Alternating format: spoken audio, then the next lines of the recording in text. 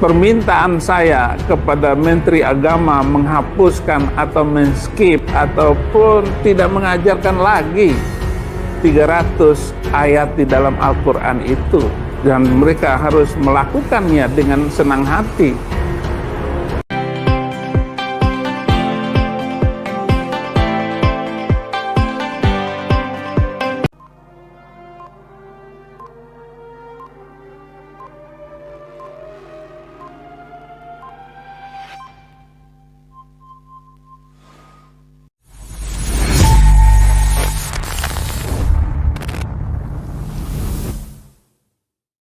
Assalamualaikum warahmatullahi wabarakatuh.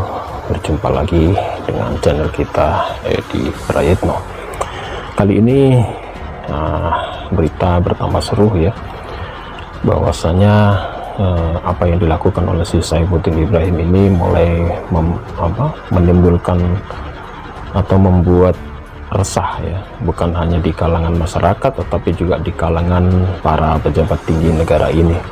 Tidak tanggung-tanggung Bapak Mahfud MD, beliau adalah Menko Polhukam ya, politik hukum dan keamanan, juga mengomentari bahkan mendesak untuk kepolisian untuk segera menangkap si Saifuddin Ibrahim. Oleh sebab itu saya itu bikin banyak orang marah. Oleh sebab itu saya minta kepolisian itu segera menyelidiki itu. Dan kalau bisa segera ditutup akunnya, karena kabarnya belum ditutup sampai sekarang ya. Jadi itu meresahkan dan provokasi untuk mengadu domba antar umat.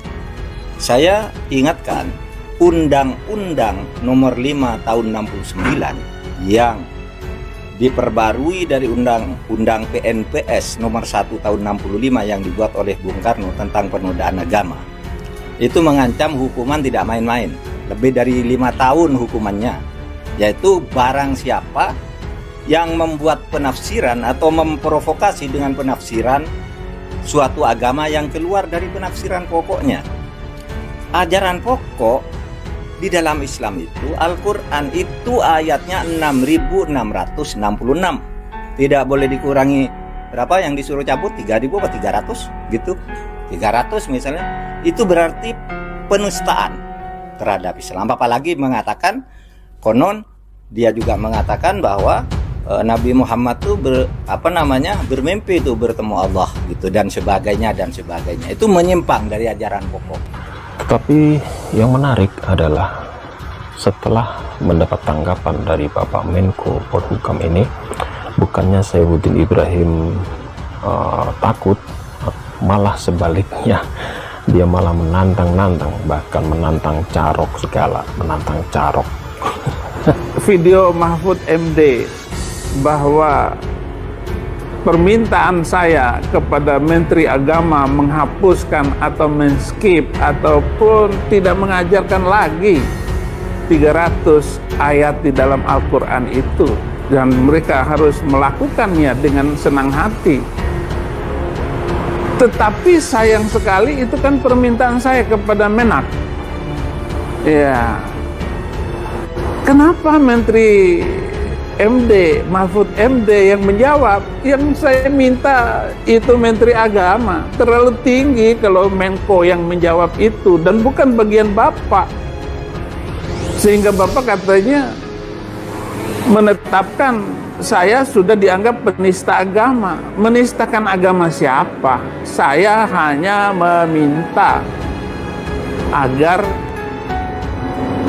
300 ayat dari Al-Quran itu harus dihapuskan. Enggak pantas Pak Mahfud, enggak pantas, apalagi oleh Pak Mahfud MD berani carok dengan saya. Ayo kita carok, mati-matilah. Ya. Saifuddin Ibrahim menantang Carok Bapak Mahfud MD. Bahkan si Saifuddin Ibrahim mengatakan tidak gentar sedikit pun. Bahkan dia mengatakan bahwa dia berani mati untuk menegakkan keadilan.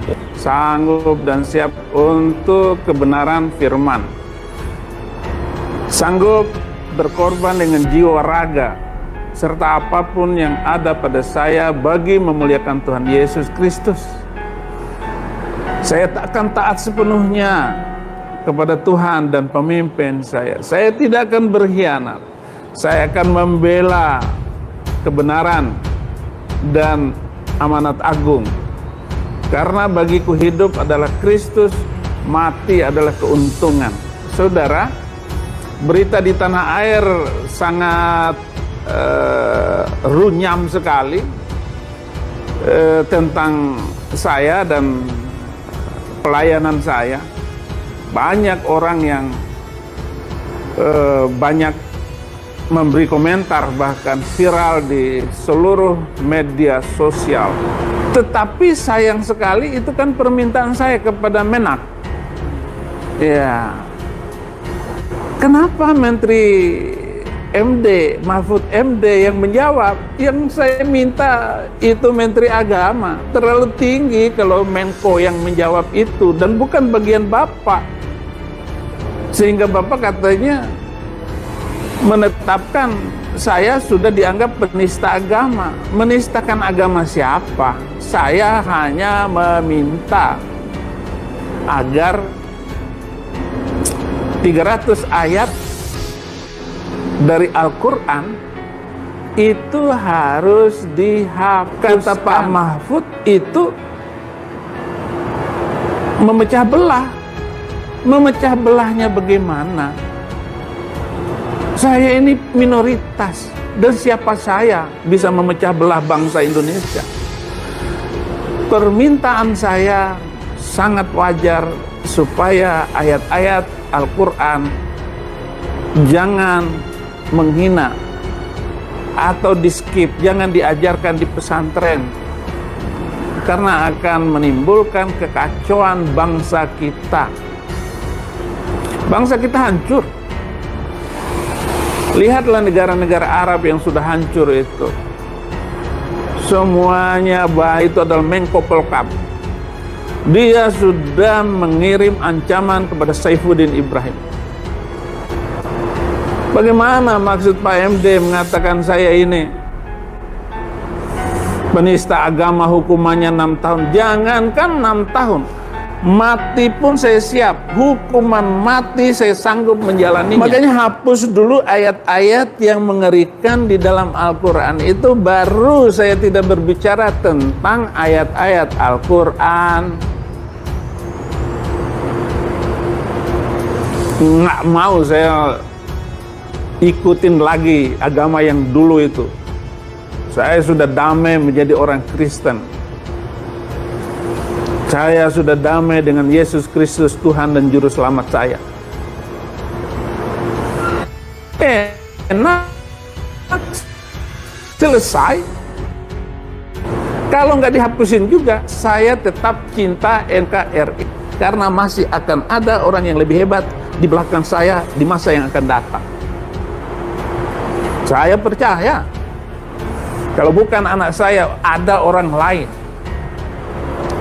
Dan ngomong tentang penista agama, justru Muslim sendiri yang banyak menistakan agama Islam, termasuk Ade Armando itu. Bapak Mahfud kan ngomong dulu bahwa agama musuh negara.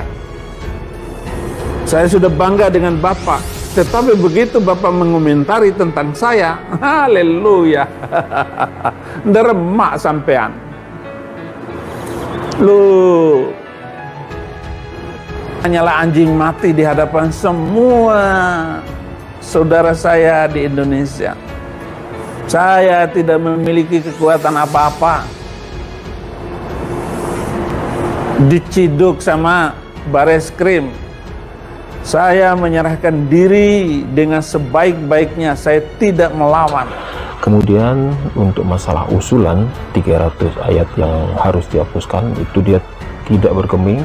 Dia tetap menyampaikan bahwa itu tetap harus dihapuskan dari Al-Quran.